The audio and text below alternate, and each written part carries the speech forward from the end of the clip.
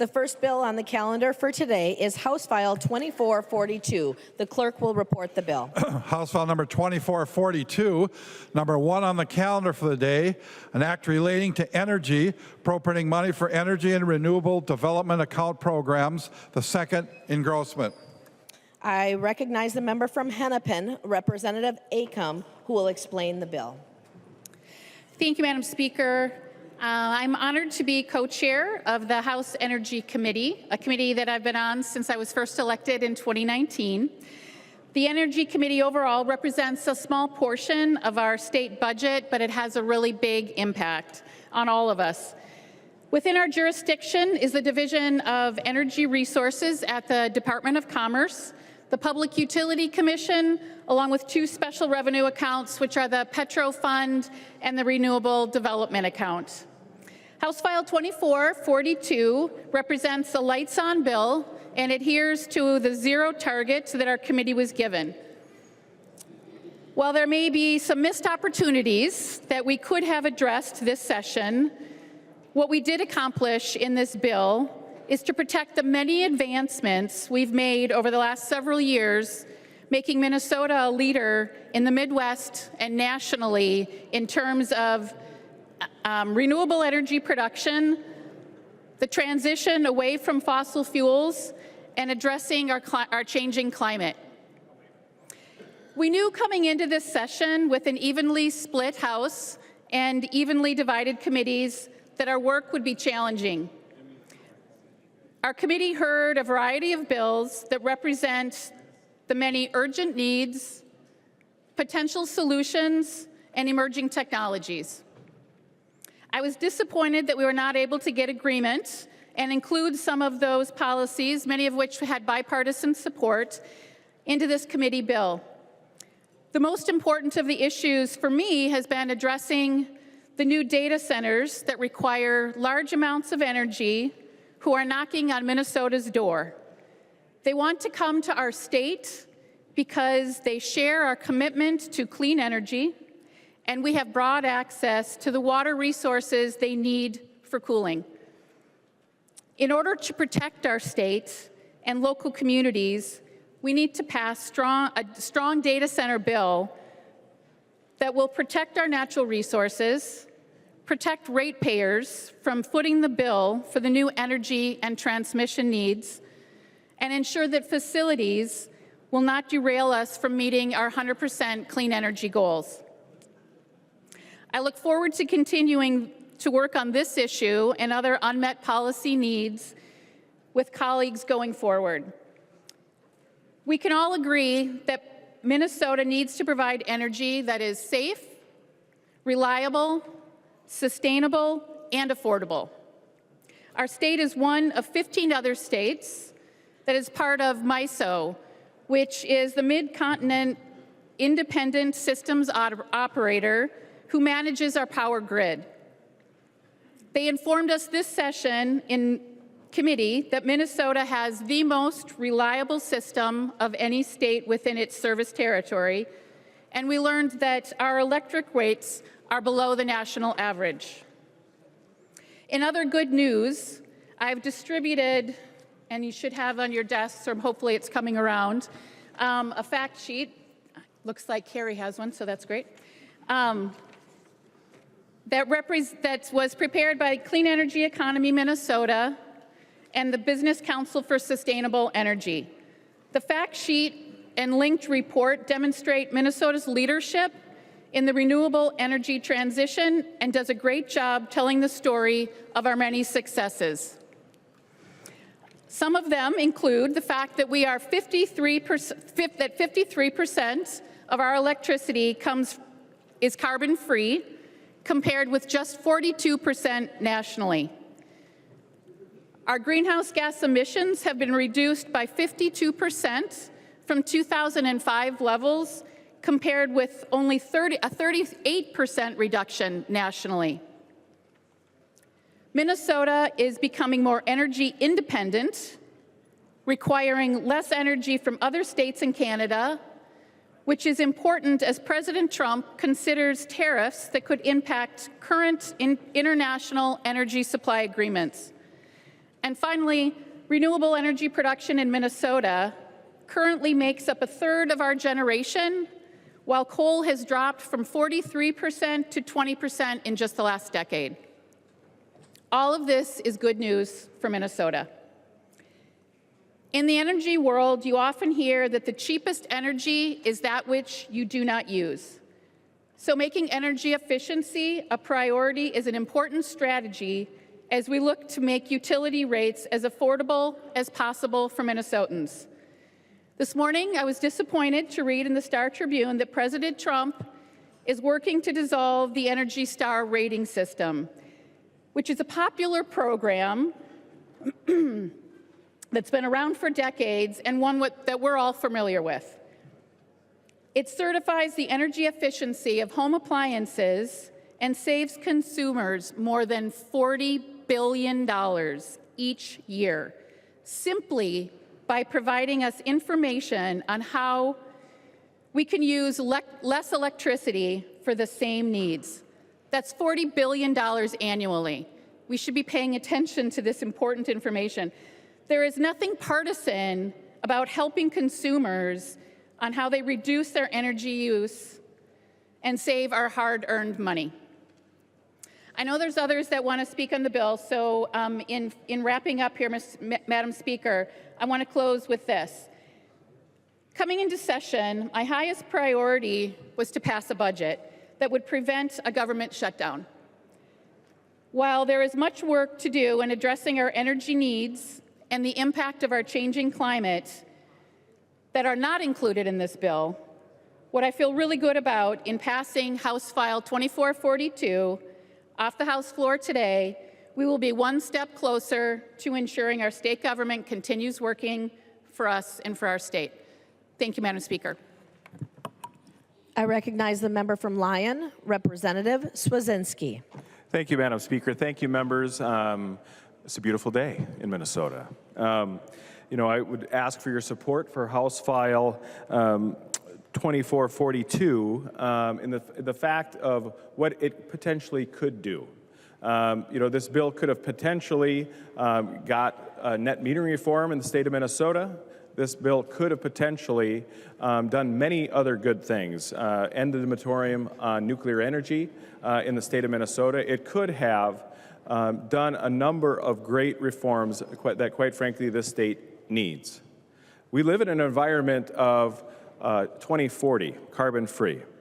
And it's time for this legislature to genuinely look at its role in the environment of a bill that will lead us down that path. We can disagree or agree whether or not that should have been put into law or not, and the disadvantages or the advantages that could lead for Minnesota.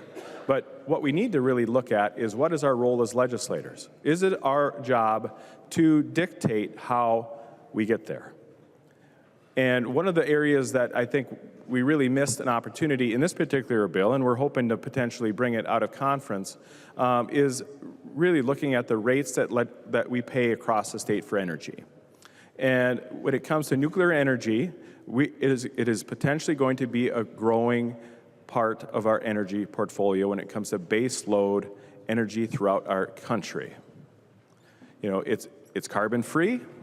It's not necessarily totally free of issues, but it does solve a lot of the problems that some folks think we have.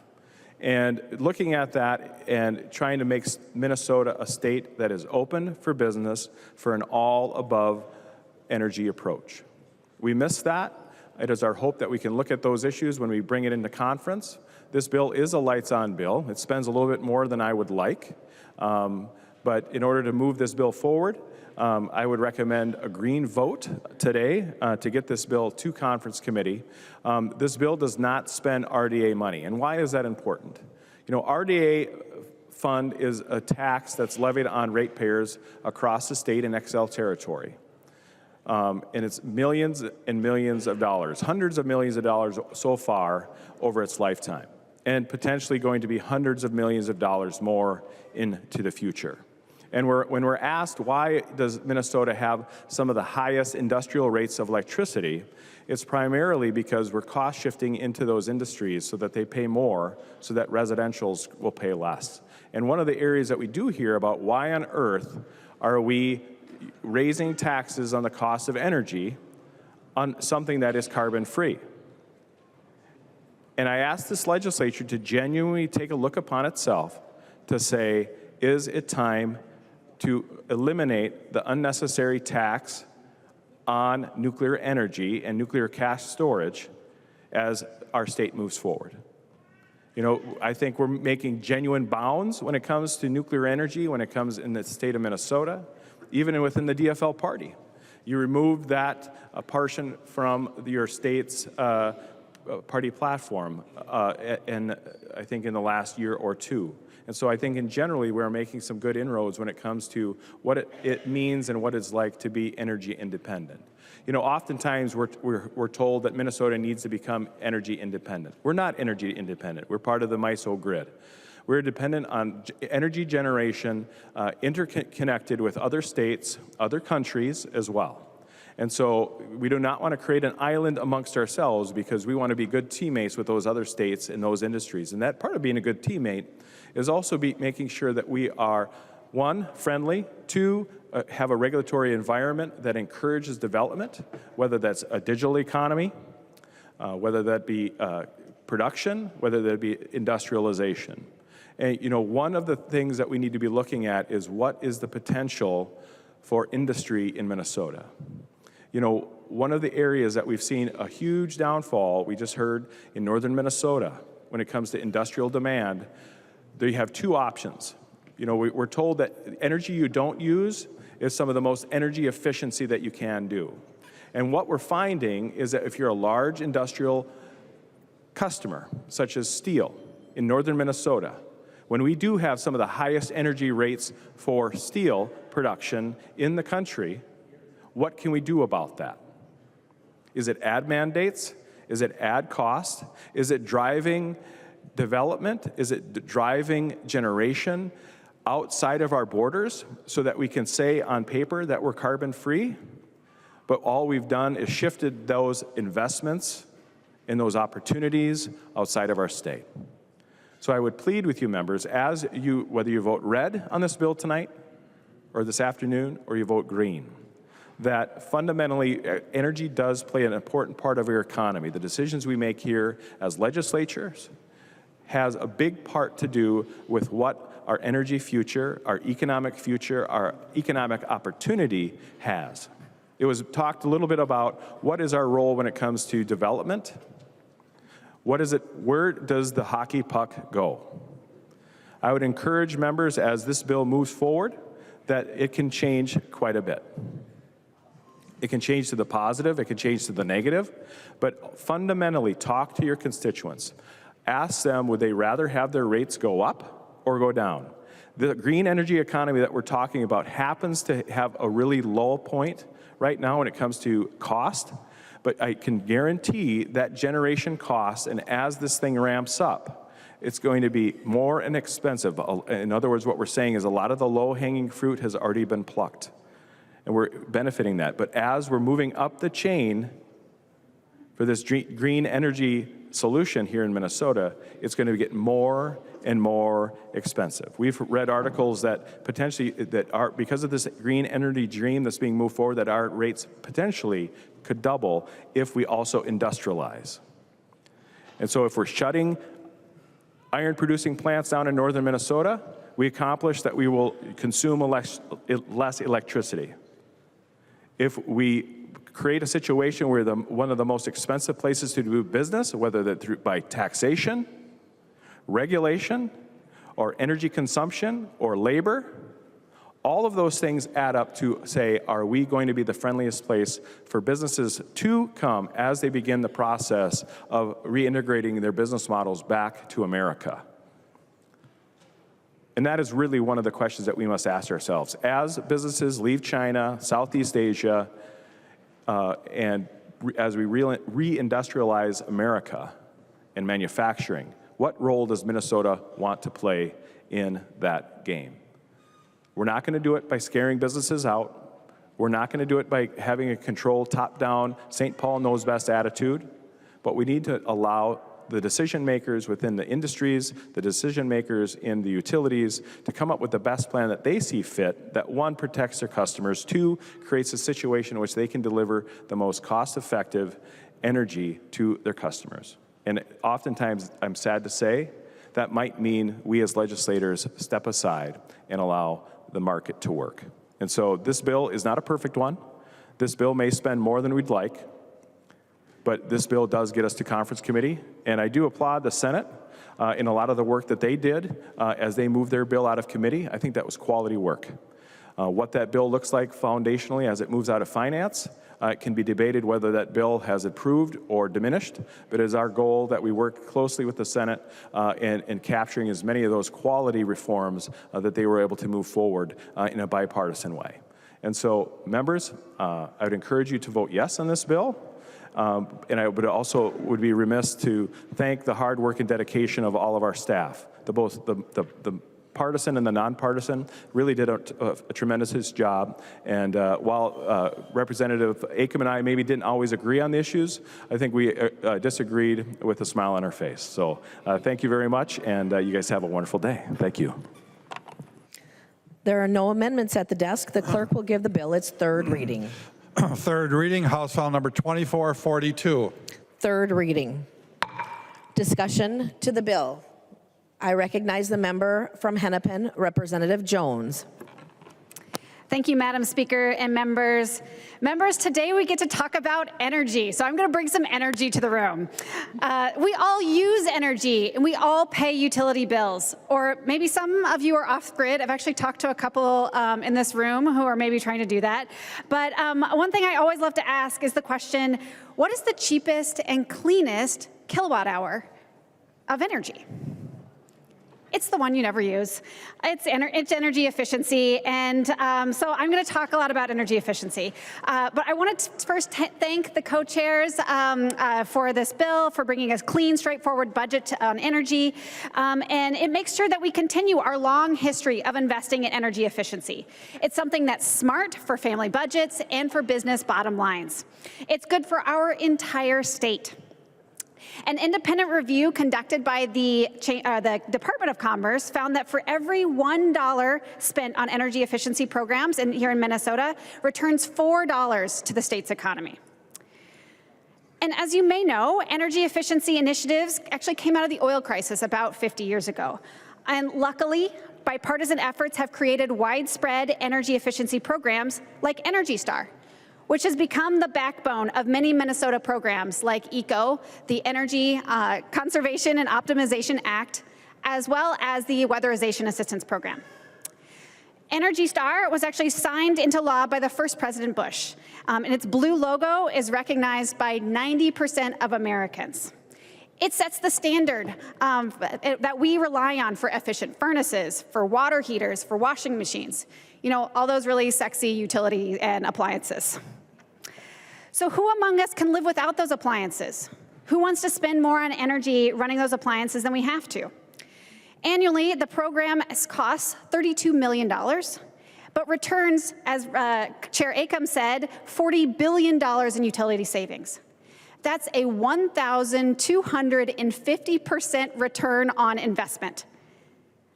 That is an example of government working well and delivering for people. But unfortunately, the Trump administration is proposing to eliminate the agency that includes Energy Star. This matters to Minnesota and to the agency and program work in this bill.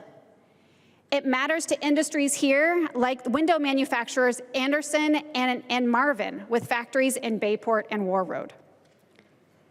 Recently, industry players, including the Chamber of Commerce, Bosch, Carrier, sent a letter to the administration for the continuation of this program, because it is a good non-regulatory collaboration between the private sector and federal government.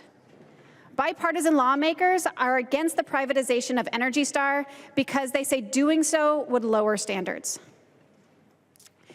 Minnesota would have a hard time delivering on all of these things in this bill without Energy Star.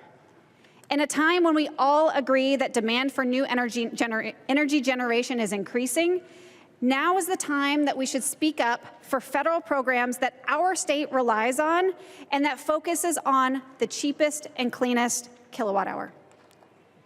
I want to again thank the chairs for this bill that continues our leadership on energy efficiency and importantly accomplishes a thing that Minnesota is sent here to do, to keep our state running.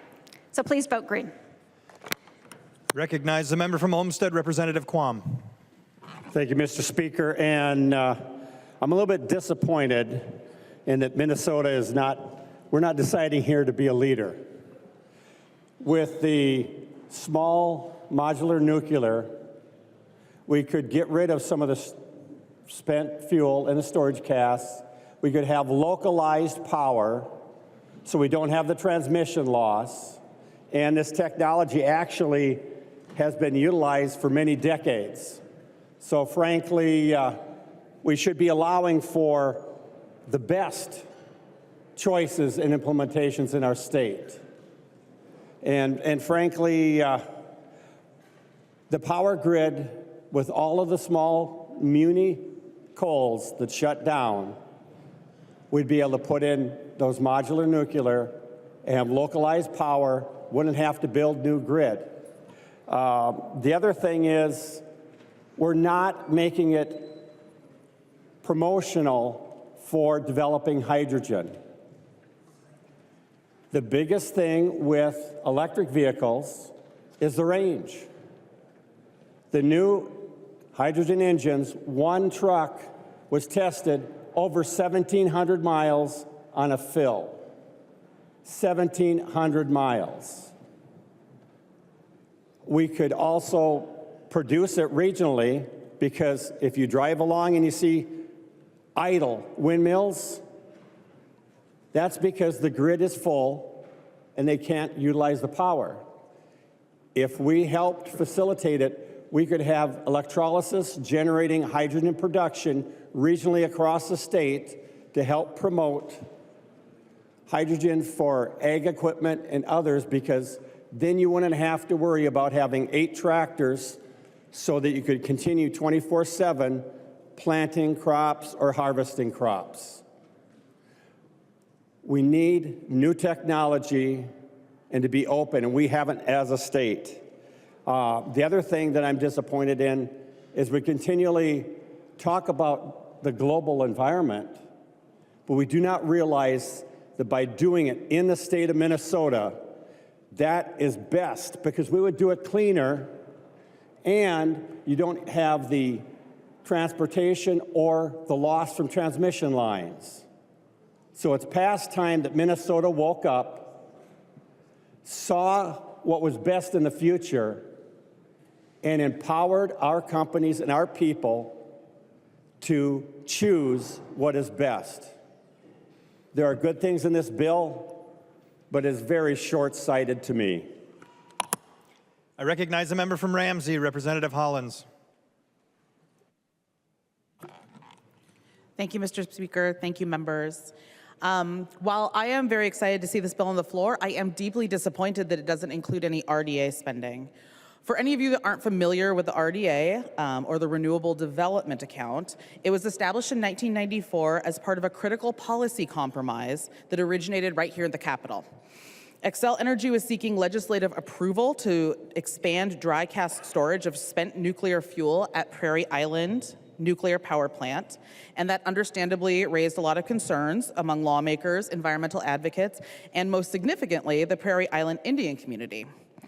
Rather than take an either-or approach, the legislature crafted a path forward that addressed both energy reliability and environmental responsibility. And that result was a requirement that Xcel make annual payments into a dedicated fund, the RDA fund, in exchange for the right to increase on-site nuclear waste storage. So it's not a tax, it's a fee that they are paying because they are allowed to store nuclear waste at a place where many people, including the folks who live there, objected to. But this compromise is an example of how we were able to take a thorny issue and turn it into an opportunity for renewable energy leadership. So yes, the RDA fund is funded by Xcel ratepayers. I am one of those. But this is not an exorbitant cost. In fact, it's a rate of 0.00109 cents per kilowatt hour. The amount an average customer pays varies based on how much energy they use, but according to Xcel, the average cost for a residential Xcel customer is about 80 cents a month. 80 cents, less than $10 a year. That 80 cents, though, is a great example of how a lot of small contributions by a large group of people can make a huge difference to our energy infrastructure and to our world. Since its inception, the RDA has directed over $200 million into projects that advance wind, solar, biomass, energy storage, and other clean energy technologies right here in Minnesota. And it's helped to fund early stage research, commercial scale deployment, and grid integration. And maybe most importantly, it's aided in job creation, especially in rural communities where renewable projects often take root. A couple of examples that the fund has been directed to some of your communities. $4.75 million has gone to Chair Swazinski's district to fund the Granite Falls Hydroelectric Dam. $2 million went to a community energy transition grants to help communities that were reliant on fossil fuel production transition to new industries. And that was used somewhat in Rep. Davis's district, in Otter Tail County, in Rep. Murphy's district, and in Benton County, where Rep. Wolgamott represents. Representative Anderson's district got to benefit from the RDA when the Morris campus of University of Minnesota got $10 million to establish their green ammonia pilot project. And back in 2021, we sent the money north, $5.5 million to be exact, when it supported the Mountain Iron solar manufacturing on the Iron Range. The RDA should be a bipartisan fund. Beyond dollars and projects, the Renewable Development Fund symbolizes something greater: Minnesota's proactive approach to balancing energy needs with environmental responsibility. It represents how a collaboration between utility companies, legislators, and communities can yield meaningful long-term benefits. And in case any of you are wondering, the folks in my district, even if the projects don't happen in my district, they are in support of them because it benefits them. Living in a low cost district, we bear the brunt of climate change. We bear the brunt of unclean water, unclean air. And it turns out water and air don't know the boundaries of the Xcel territory. So it doesn't matter if it's from the Iron Range, that water comes down to us. The air that is purer and more clean, we benefit from. And not just my district, all of our districts benefit from it. As we face the urgency of climate change, funds like the RDA are not just helpful, but essential. They ensure that we're not just talking about clean energy, but actively investing in it. I truly hope that as we move into the conference committee process with this bill, we consider utilizing renewable development account funding to continue moving Minnesota forward towards a smart, clean energy future. Thank you. I recognize the member from Otter Tail, Representative Murphy. Thank you, Mr. Speaker. I'd like to say, first of all, thank you to the committee. I thought we had a lot of respectful conversations back and forth. I think it was good. We learned a lot. We learned about data centers. We went on a site tour to learn more. We learned a lot about the nuclear moratorium. That was all good. I want to talk a little bit about some of the concerns I have with if we don't do our due diligence to the nth degree. And so I want to talk just a little bit about solar, and really these are some new things that came up more recently, but I want to talk about it. So I want to have you refer to the picture that I sent around, and that's a picture of a carrot. And that carrot has a wedding ring that grew around it. The carrot grew in it. So here's a concern that we have about solar. This is from, if there's glass found among or in potatoes during processing, companies like Simplot have to discard their entire product and conduct through inspections from the growers to prevent contamination. Simplot is the 54th largest private corporation in the world. This will be very hard on producers. We need to do our due diligence. 83% of the land, according to the American Farmland Trust, is going toward ag land for the solar developments. 83% of those solar farms are ending up on ag lands. And over half of that is some of our prime ag land. It should be no surprise that these are being located next to our trunks for electricity. And that's some of the most prime farm ground we have in the state of Minnesota. Solar panels contain toxic substances like cadmium, lead, and selenium. They can leach into the soil and leach into the groundwater. This is Michigan Whitetail Properties who talk about what's happened for wildlife when these things occur. Posing environmental risks, especially panages that are damaged, are broken, or just plain mishandled. If they're mishandled, some of these toxic components can leach out and end up in our drinking water and end up in our soil. Ecosystems, wildlife, local communities depend on clean water. This can be important. I had a bill that wanted a 3/4 mile setback on wildlife areas, only state wildlife areas, so that if somebody shoots a goose and it ends up going over the solar farm and taking out a couple of panels, we don't have to worry about retiring that land from ag production because it was in ag production before we did it. And that farm is near Osakis, Minnesota, right outside of my area, a farm that I know well. I had a dairy supply business. I called on the neighbors of that farm. Research indicates that 7 years of land cover by solar panels significantly reduces the land's water retention capacity and disrupts natural soil fertility, rendering the soil infertile. We need to do our due diligence, folks. It's important. We've done our due diligence when we're looking at the nuclear moratorium. We've done it when we're looking at data centers. We need to make sure all our ducks are in a row when we're looking at solar. So that's just to plant the seed. Thank you, Mr. Chair. I recognize the member from Hennepin, Representative Kraft. Thank you, Mr. Speaker and members.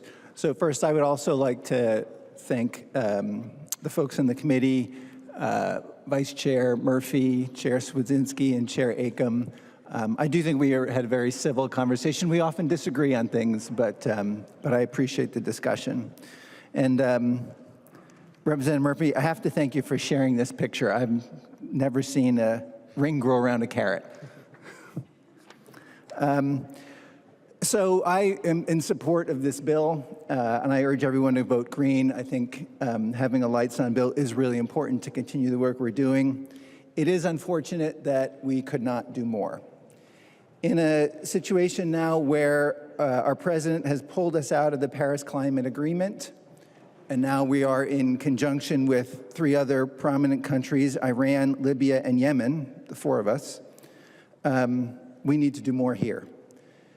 There are also recently some really troubling warning signs that are coming from the natural world.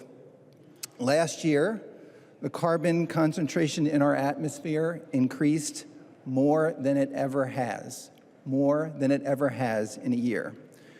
We've reached a level that hasn't been seen on Earth in 3 million years.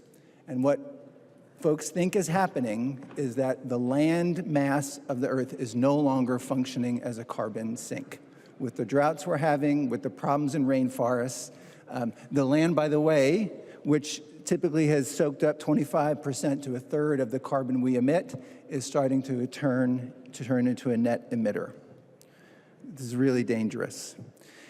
Closer, if you look within North America, a couple other things happened recently. There's a note that 3/4 of the bird species in North America are in decline. 3/4. Honeybee colonies this year are projected to decline by 70%. Now, these are climate impacts, and there are other things that impact these. But this is the Earth telling us that we must take this seriously. The Earth doesn't really care about our politics. Physics just happens. Even within Minnesota, we can look at things.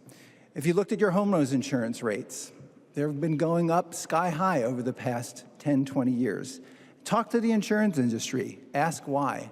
The answer is extreme weather caused by climate change. Other things. Winter tourism, take it in northern Minnesota. Minnesota is getting warmer. especially winter nights in the northern part of the state. Daily average minimum temperatures during winter have increased 7.3 degrees from 1895 to 2021 in northern Minnesota. Minnesota lakes have lost an average of a couple of weeks of ice cover in the past 50 years. The cycle of droughts and floods we're seeing certainly makes life harder on farmers. Lest we forget the air quality issues we had in the summer of 2023. And we were able this year, I think, Representative Myers brought forward a bill on a state fossil. What is projected to happen is that our state bird will be extinct in Minnesota over the coming decades if we do not change. The thing is, these impacts are mild compared to what is coming. I wish we could learn from our native relatives to think 7 generations into the future. Heck, perhaps we could just start with 1 or 2. What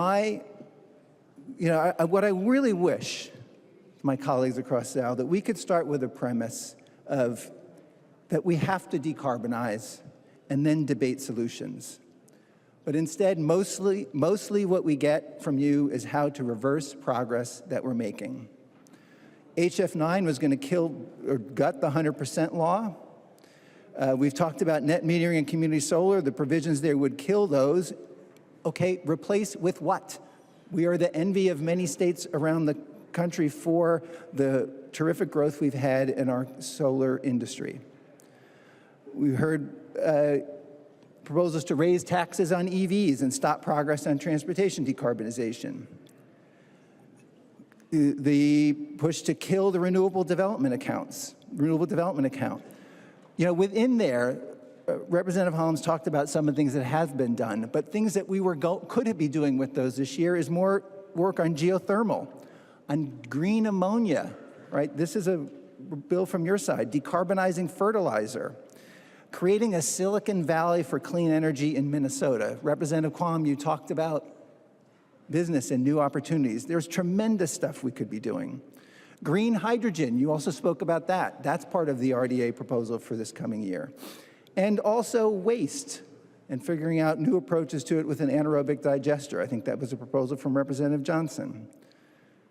So let's talk about the solutions. Where we need to be focusing on is things like buildings, which generate within buildings 40% of our greenhouse gas emissions. More energy efficiency, absolutely. We need to be talking about how we can help residents around the state make their homes more energy efficient and then help to electrify those. Now, by the way, when we do that, right, we are putting investment in communities in Minnesota that right now is going out of Minnesota because fossil fuels that we use to heat our homes are coming from outside Minnesota. So these are ways to revitalize communities as well. On the grid, instead of talking about how to killing net metering, let's talk about how to align the incentives of utilities and solar developers, and then turn these small businesses loose. These would generate even more investments in greater Minnesota. Agriculture, we should be talking about soil health more and green fertilizer. Those have other benefits on the greenhouse gas side.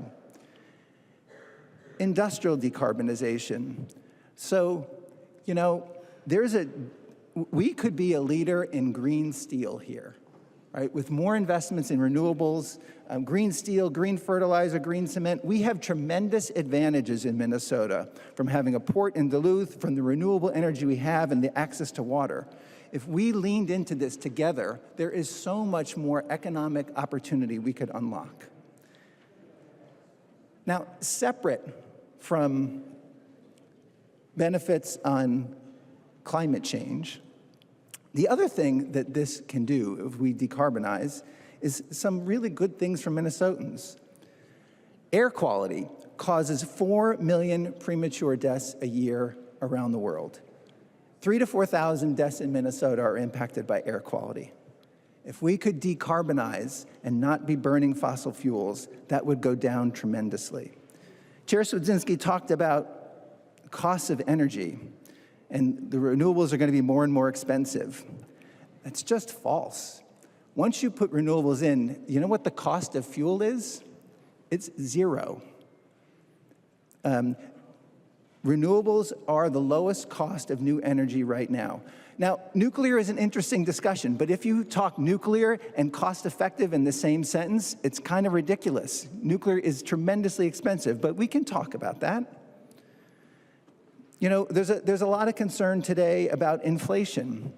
Let's look at the impact of fossil fuels on inflation. If you look at from World War II to today and look at every period of inflation, and this analysis was done by Moody's, every period of inflation was initiated and caused by the prices in fossil fuels. So by moving away, we will reduce a significant inflationary cost in our economy. Now, the other thing, which is why I think also this pulling us out of the Paris Climate Accord and this maniacal focus on drill, baby, drill from our president is just crazy, is one of the most exciting business opportunities of this century is renewables. It is $1.4 trillion today, growing to $2.5 trillion by 2033. And we in Minnesota can be an absolute leader in this. So I think there's so much more we can do. I'm excited to vote for this bill so we keep moving, hopeful that we can find ways to work on some of these opportunities, and concerned because, you know, when this committee was called the Climate and Energy Committee, and this session it was changed to Energy at the insistence of Republicans, and that in some sense it's whatever. I mean, I'd call it tiddlywinks if we could work together on it. I don't care. But the fact that not calling it climate change was a win for you, was something that you asked for, I think is especially because according to a University of Minnesota survey in 2023, 76% of residents are concerned about climate change. And if you talk to younger folks, it's even higher. Of Gen Zers surveyed, 85% are concerned. So thank you for this bill. I urge a vote green, and let's do better. I recognize the member from Lyon, Representative Swazinski. Vote green.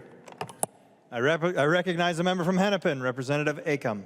Thank you, Mr. Speaker. Thanks for the comments and discussion today.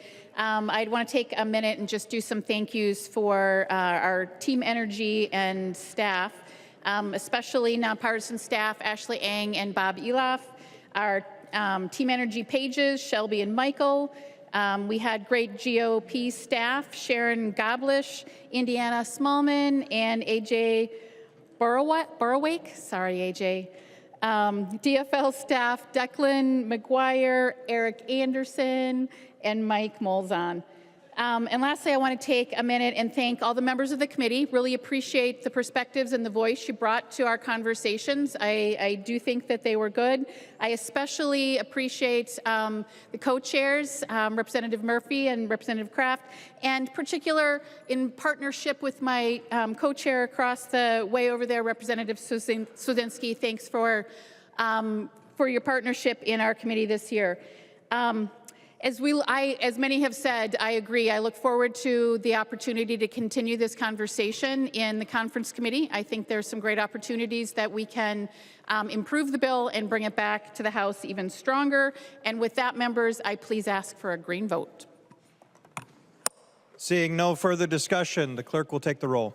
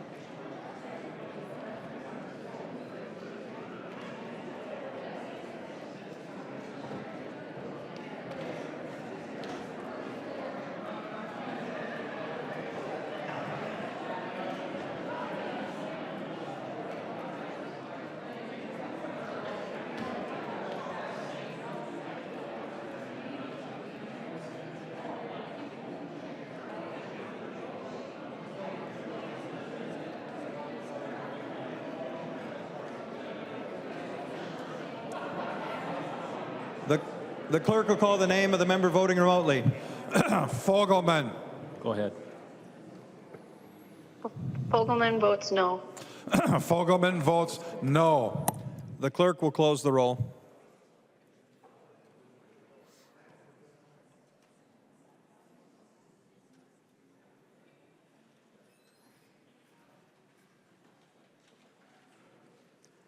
There being 112 yeas and 21 nays, the bill is passed and its title agreed to.